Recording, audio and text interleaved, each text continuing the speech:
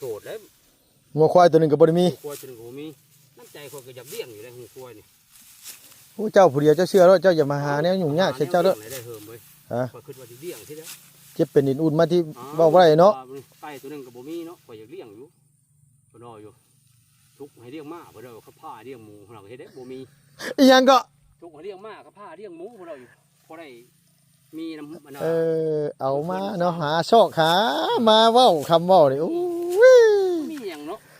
บ้านเฮ็ดก็ ทุกข์ให้เลี้ยงม้า เออ คำผ้าให้เลี้ยงหมู แม่น เออ อันนี้จังเกี่ยวกับการ5,000ตัวไม้มึงให้อ้นน้อยเจ้าหันบ้านเฮ็ดก็อยากเลี้ยงอยู่มันน่ะมันบ่มีเอามันมีงัวนี่ใครเกี่ยว โอ้ เนี่ย ยเด้อบอกไปบอกว่าจำก่อยหาพันธะไว้เพิ่นเนาะโอ้ย โอ้ย เบิ่ทันไปซั่นว่าเออ ชื่องัวเทิกน้อยตัวหนึงน่ะมาจูงนะครับมาจูงไปเลี้ยงผูกใส่หญ้าเฮา โดย เขาแล้วนี่ โดยชื่องูแม่น้อยซะเป็นหยังไป บ่งัวแม่ก็มันบ่ไล่งัวแม่ยาวนั้นมันแบบมู เออ อันนี้เขาเทิกใครแน่เฮาอาจารย์งูเฮาขาโตเฮ้ได้ราคากับเมืองเจ้าก็ขาย โอ้ยป้าแล้วไปเล่นน้ำมื้อเช้านี่ป้าอันพี่สาวลูกพี่น้องเอ้ยแล้วไปเฮือนมื้อเช้านี่แล้วว่าคันเลี้ยงงูว่านั่น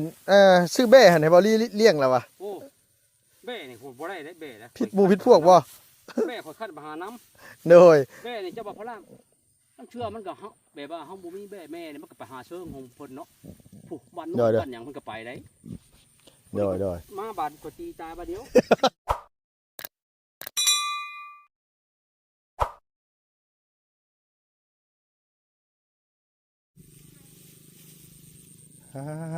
ตุ๊พี่น้องเอ้ยเนาะแหลดยามแรงแหมต้นคอวีพี่น้องเอ้ยหลังจากกินข้าวกับอันว่าสมมะขามกับอันว่าหมาก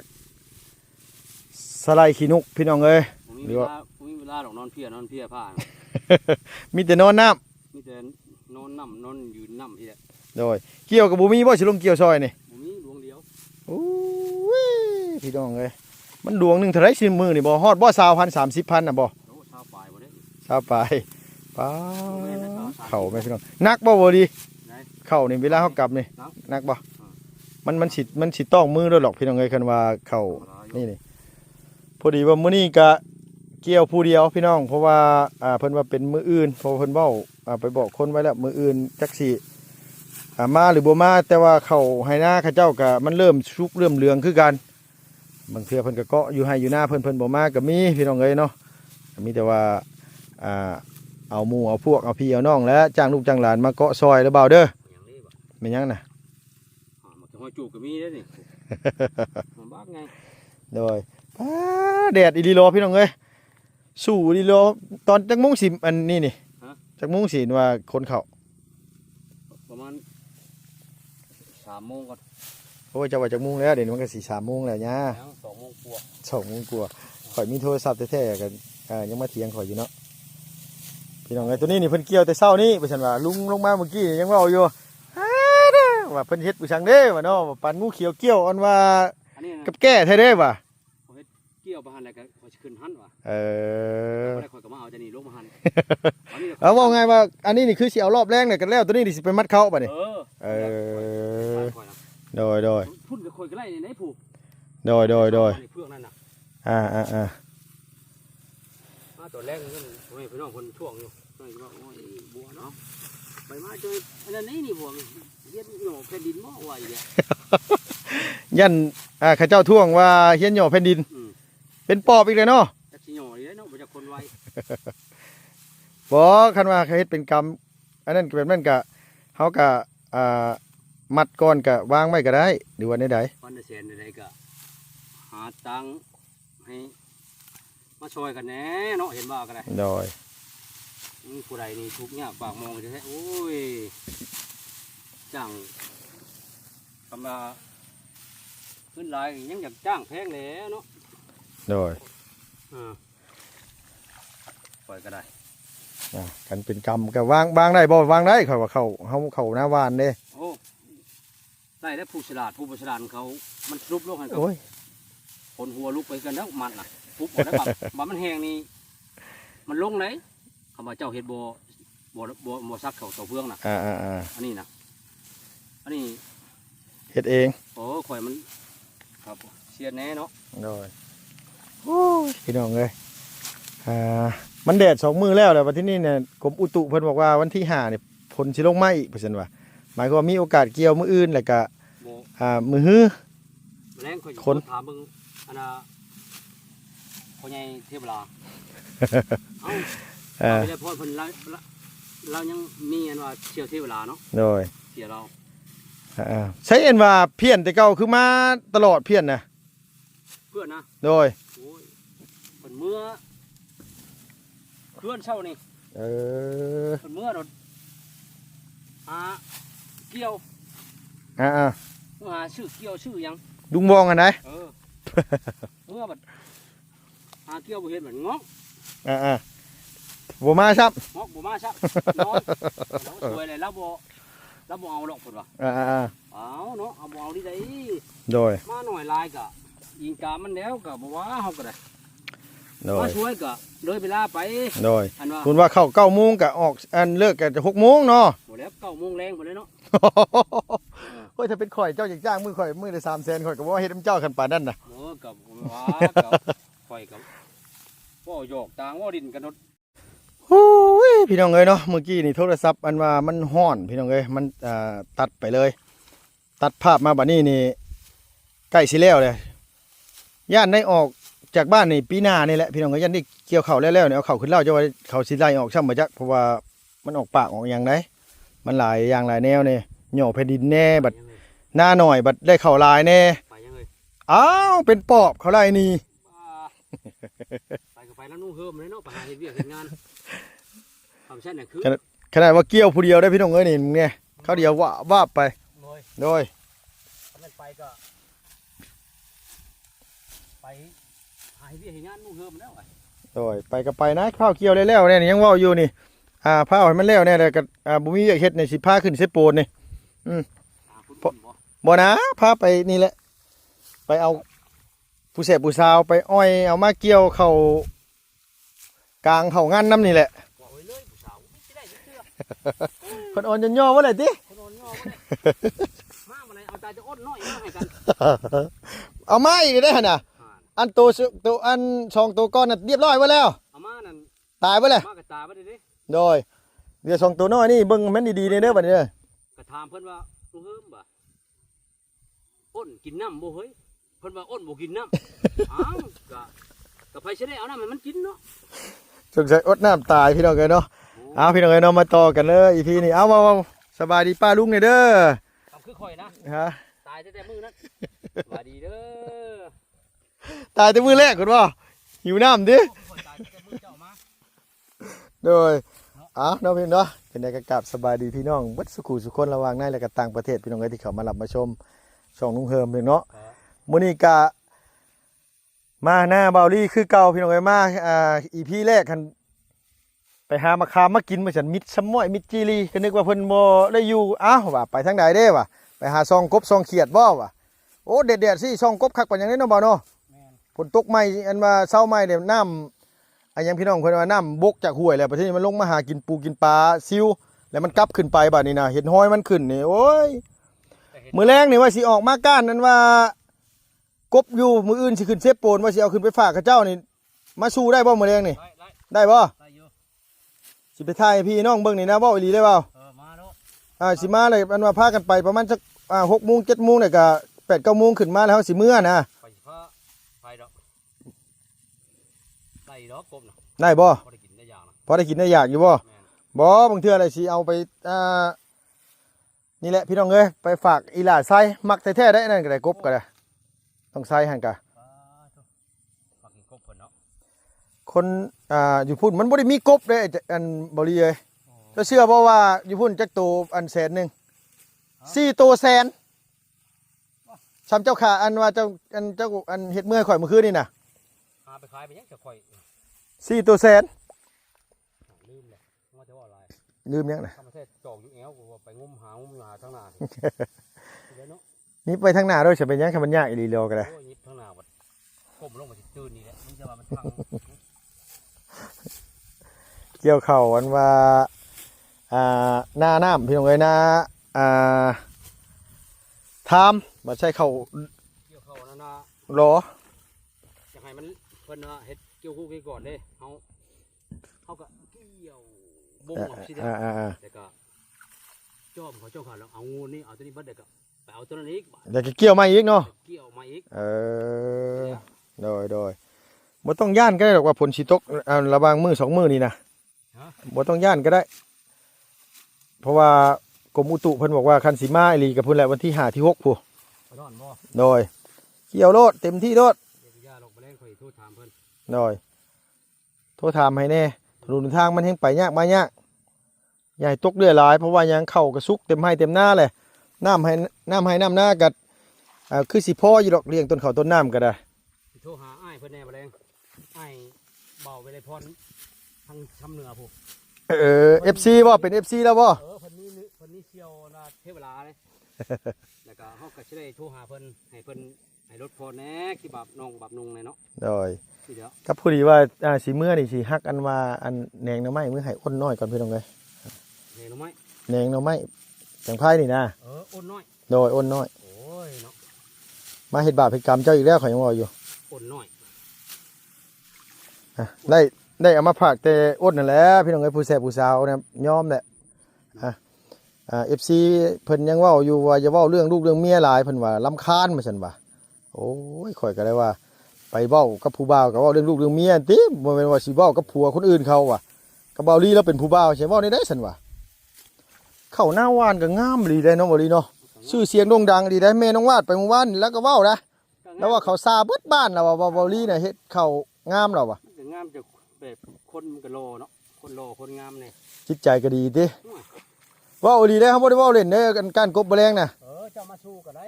โดยพาลงไปเด้อพ่อแม่พี่น้องเพิ่นบ่อยากได้บ่พันเข่านี่มึงรู้นี่โอ้ยเพิ่นบ่ได้เฮ็ดให้เฮ็ดนาอย่ามาเว้าคันเว้าเรื่องกบเรื่องเขียดไปเว้าเวียนไปทางไม้พุ่นมึงรู้นี่กองเนื้อทำอย่างไรนั่นพ่อแม่หรือว่าพ่อแม่พี่น้องบ้านเฮานี่แล้วเพิ่นนั่นเกือบเพิ่นอยากได้พันในแนวก็อันนี้มาเกี่ยวซอยติเกี่ยวซอยบ่แรงเด้อบ่าวเด้อบ่แรงเด้อไปก้านกบพี่น้องสิว่าอันแนวใดก็ตามแต่แมลงสิไปก้านกบกับบ่ลีสิขึ้นไปเซฟโปนสิเอาไปฝากเขาเจ้า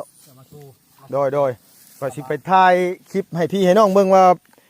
สิชมคำคุยบ่น้ำเริ่มใส่ได้นี่เนาะเริ่มใส่แล้วมาแล้วก็ข่อยสิพาเจ้าลงจะพุ่นแล้วก็เลาะลงมาพี่ใกล้ห้วยได้นาข่อยนะ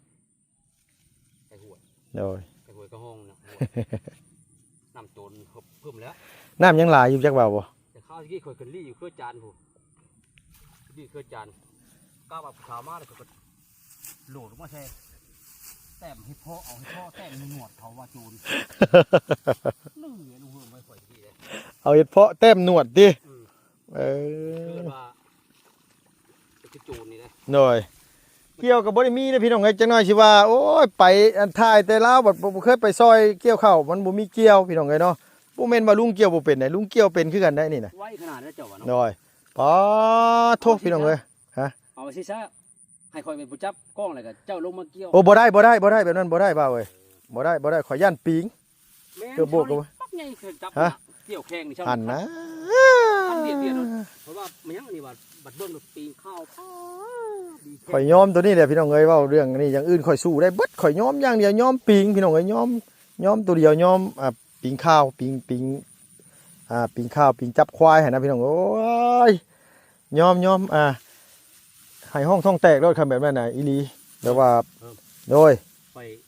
เขามาคือว่านั่นเนาะสองคนกับเมียนี่เมียเกี่ยวสั้นได้เนาะโดยอ้อมได้หาเพิ่นเนาะข่อยว่าอยากว่าพื้นมานะข่อยโอ้ยวาสนาน่ะคือสิบ่ได้ดอกข่อยเบิ่งนะข่อยเบิ่งราศีแล้วบ่ได้ก็ย้อนสิแหละย้อนถูกหนักปากมองนี่แหละบ่มีเงินคำนี่แหละโอ้ยบ่น้อยข่อยนะมีเงินมีคำเด็กผู้ชายกับบุญเดียวเบิ่งอาชีพว่าเขาก็ยังเขาว่าเขาช้างปากกาว่าน้ำเพลินมันเกี่ยวกันนอนตายจะหน้าวะได้ไปเขากระสิผ้าพังเสียงกบเสียงเขียดอยู่หันแหละสิว่าเลยเนาะต่างว่าเนาะโดยดีแล้วนอนนาพวกมองน้อยก็มีนาข่อยก่อนน้ำไม้ก็มีของไม้ก็มี น้ำใส่ก็บ่ได้มีเด้อพี่น้องเอ้ยนะอันนาวลีนี่น้ำก๊อกน้ำบาดาลนี่หยังสิก็บ่มี ถ้ามีน้ำเวลานะค่อยออกเพลนแล้วก็คือว่าโอ้ยว่ะ มานอนหน้าเลี้ยงไก่บ่ป่ะ เอายืมเงินน้ำเจ้าโอ้ยจะ 6 ล้าน เอาล้านน่ะมาได้ก็ เจาะน้ำบาดาล ตัวน้ำเนี่ยเฮ็ดเลี้ยงไก่จนยามแรงเนี่ยเฮ็ดมุงหลังกะสีแม่นน่ะคำมาตัวไก่เนาะสุดๆเด้อไก่นะเอาไก่เลย โดย เอาไก่พันนั่นมาพันลำแนมพันลำในเพ่เลย โดย พันลำมันบ่อยากตายห้าถ้าข่อยเลี้ยงทีไก่ข่อย บ่ซุมื้อนี้เฮาบ่ย่านปานใดดอกมีแต่ว่าเฮาซื้อยามาใส่น้ำไว้ใส่น้ำไว้ให้มันกินนะเปล่าใส่น้ำไว้กินไอ้นี่นะ กับข่อยขึ้นไปใช่แล้วข่อยนะอันที่ว่าสิปลูกหมกแกงหมกหมูบัดก็ได้คั่วข้าวมันดีเลยแกงหมู โดยคันไก่นี่ง่ายอยู่ไก่เนี่ยเขารับซื้อบ่ต้องห่วงบ่อั้นพี่น้องเอ้ยเพราะว่าเมืองอุทุมพรนี่เมืองเซโนนี่เนาะพี่น้องเนาะมีชื่อเสียงเรียงนามเรื่องปิ้งไก่เซโน แซ่บเลยเนาะ เจ้าค่อยซื้อมาแม่นได้กินอยู่บ่ ได้กินอยู่ ใครอยู่ซั่นน่ะ กินไก่เอื่อยนะเราโอ้คนงามเนาะคนงามก็เฮ็ดแซ่บเลยคือว่านะปิ้ง ห้านประจำข่อยเลยแหละห้านนั้นน่ะ อืม ห้านประจำเลยแหละข่อยซื้อคันว่าละห้านเราบ่ขายข่อยคือบ่ซื้อพี่น้องเอ้ยแบบว่าเฮากินมาเบิดสู่ห้านเนี่ยนะว่าง่ายกินมาเบิดสู่ห้านเนี่ยมันบ่ค่อยถึกปากปานใดมันก็มีอยู่ห้านถาดแซ่บไผแซ่บมันนั่นแหละแต่ว่าอันนี่คือถึกปากลุงก็ซื้อแต่ห้านเรา โอ้แน่ยิ้มแน่บัดคือว่าจะไปแน่จะชื่อแน่จังเถื่อข่อยเป็นหยังไงคือว่าเอ้ยเพิ่นสิใจดีนะ อืม อำเบิ่งก็บ่โชคสิบ่ปากบ่นะข่อยบ่ได้ไปดิชื่อหาดทำไมวะเด้ นะเพียงเลยมาเบิ่งเบาดีเกี่ยวเข่าวไวเต็มเลย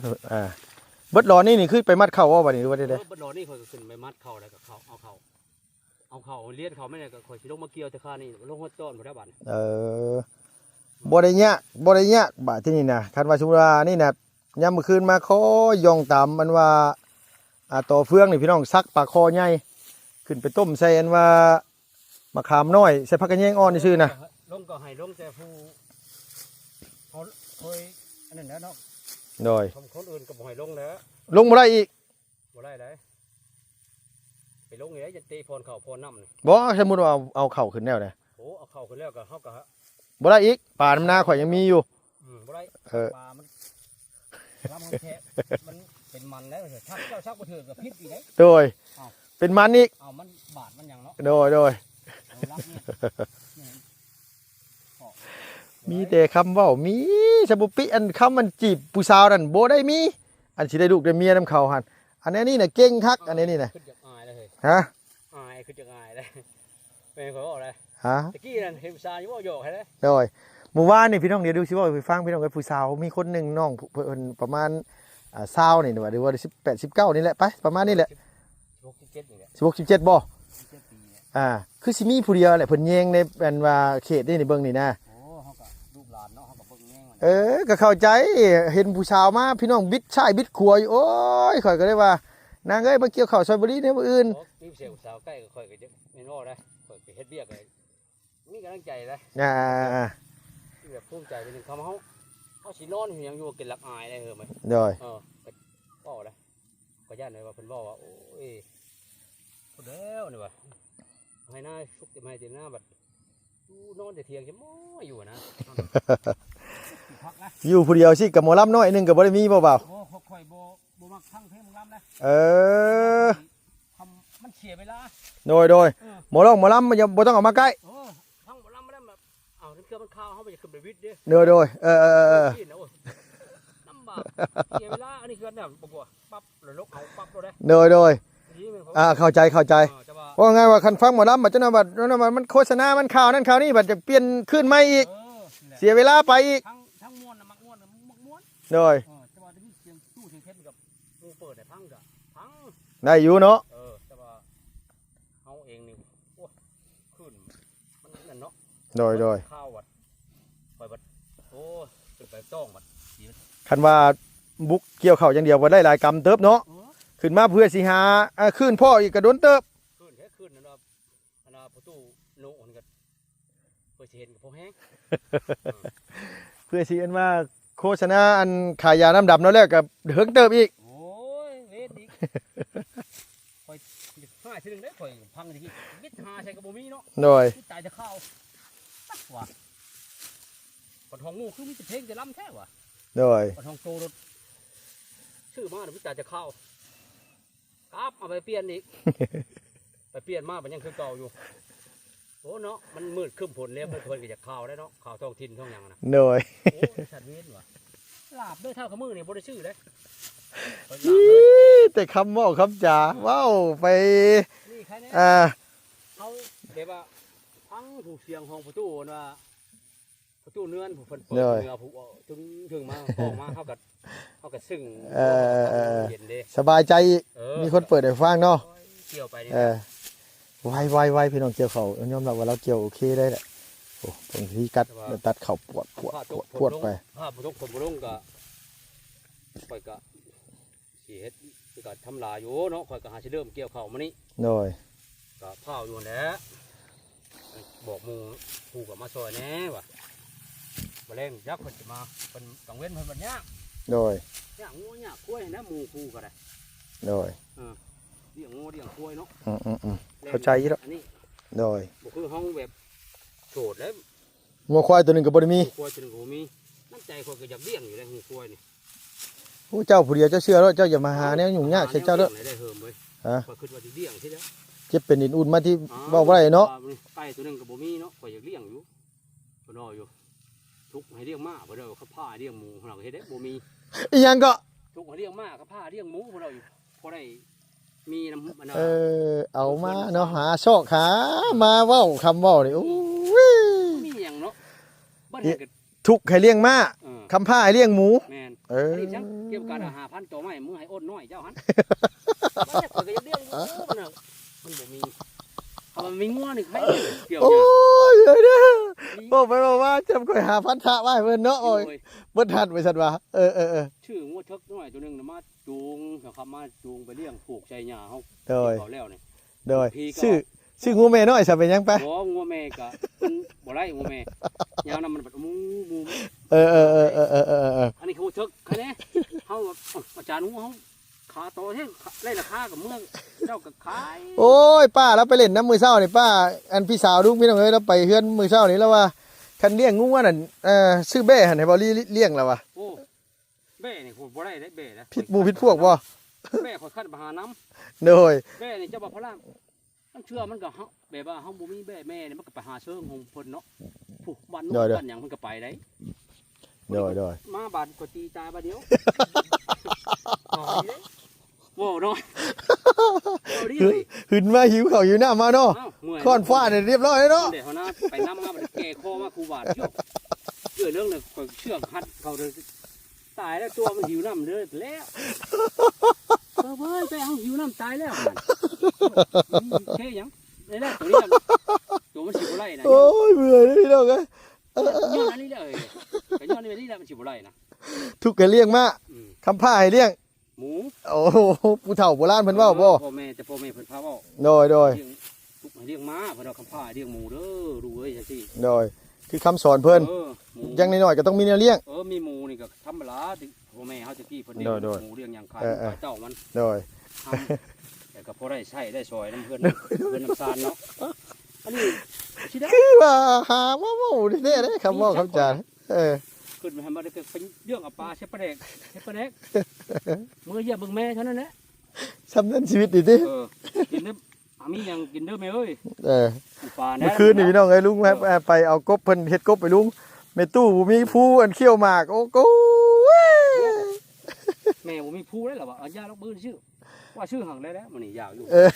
บ่ได้แล้วว่าเป็นก็หาให้แล้วโอ้ย เฮ้ยกินจากถ่ายคลิปไว้อยู่ในพี่น้องเมื่อคืนนี่โอ้กูโพดโพจักสิว่าได้ไดเฮ็ดบาปเฮ็ดกรรมมีลีโลนี่ ผู้ก็อยู่นี่เนาะ ผู้อยู่นี่หมากอยู่นี่แก่นคุณอยู่นี่พี่น้องทุกอย่างเลย บ่ตีดอกแม่กับเราบ่เห็นหุ้ง โดย เว้า ว่าบ่เป็นหยังดอกมันคำแล้วติแต่ว่าบ่แล้วดอกมื้อนี้ติอยากอยู่ติ บ่ได้อยากกินอยู่หัวโอ้เนาะข่อยคิดว่าคือเพิ่นแบบนี้อยู่คือเพิ่นสิแบบอยากสูบอยากกินคือแบบคนเพิ่นติดยาดิกินเนาะโดยโอ้ไปให้ไปดงเพิ่นก็ยังกลับมาเอาได้บ่าเว้ยมันช้าข่อยบ่ได้ผู้ในคนบ่ได้สูบยาเนาะโดยบ่ล็อกข่อย มือดูเห็นแล้วบ่ เป็นหยังติ อืม เอาพี่น้องเอ้ยเนาะเว้าไปเว้ามาก็ฮอดเวลาแหละสิเมื่อซื้อแนวอยู่ในกินก่อนจังไดก็ถ้าติดตามเบิ่งเนาะพี่น้องมื้ออื่นอาจสิได้ขึ้นเซฟโปนว่าซั่นว่าอาจสิคันมาว่างตอนเช้าก็สิแล่นมาเบิ่งอยู่ดอกพี่น้องเอ้ยคันบ่ว่างก็บ่เป็นหยังลงมาเพิ่นได้สิมาอัปเดตให้อ้ายให้ทรายเพิ่นเบิ่งบ่ต้องห่วงนะอ้ายเด้อเบิ่งโนดแต่ผู้เดียวนี่ก็ใช้คาถาหย่อแผ่นดินอยู่นี่ยังเว้าอยู่ขี้ฮ้ออยู่ขี้ฮ้อสิเห็นว่าเขาไล่ออกจากบ้านอยู่ปีนี้โอเคสบายดีป้าลุงเนี่ยเด้อซั่นเด้อโดย สบายดีอยู่ดีมีแฮง เนาะ โอ้ดูเพิ่มก็จะมาคุยกันเฮ็ดเพิ่นมาเว้ามาหยังซี่เด้อกะเกี่ยวเขา ค่อยพาไปดอกเนี่ยขณะว่าเจ้าคุยน้ำเกี่ยวน้ำก็ยังได้หลายเต็มเนาะ โอ้ย ไปแก้วแล้วดอนนี่ขึ้นมาเด้อ โดย ไปพี่น้องเอ้ยเนาะมีแต่ว่าลุงกสิเดินทางเมื่อก่อนพี่น้องพอดีเมื่อกี้นี่อันว่าลุงอันว่าพ่อน้องตายพอดีแล้วเอาปลาให้พี่น้องแล้วสิอันว่าเมื่อก่อนเมื่อฉันว่าเพิ่นเอาปลาเมื่อฝากแม่น้องนี่เนาะพี่น้องเนาะมีแต่ว่าไปซื้อกับข้าวกับน้ำยำแรงๆเนี่ยกับข้าวมาพี่น้องเนาะเมื่อแรงอาจสิออกมาชวนบริไปก้านกบมันไปฝากข้าเจ้าอยู่พี่น้องเอ้ยขอบคุณหลายๆพี่น้องอยู่ดีมีแห้งผู้ใหญ่ใจะดีเบิดสุธาเนาะขอบคุณขอบใจหลายๆไปแล้วพี่น้องบ๊ายบายสวัสดีเด้อ